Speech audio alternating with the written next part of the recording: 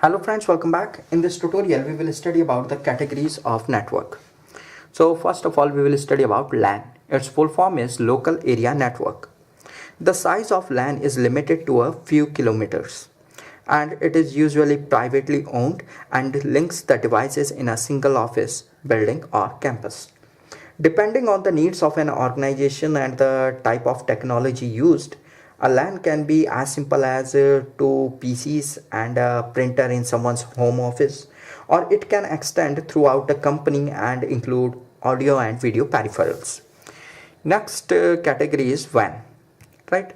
Full form of WAN is Wide Area Network.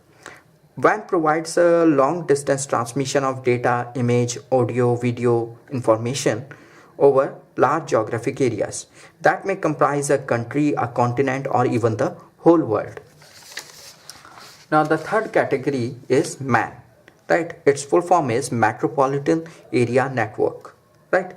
So what happens in Metropolitan Area Network? It is a network with a size between a LAN and a WAN, right?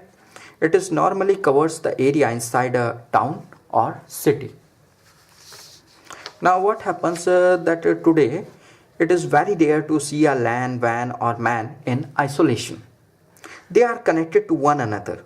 When two or more networks are connected, they become an internetwork or internet.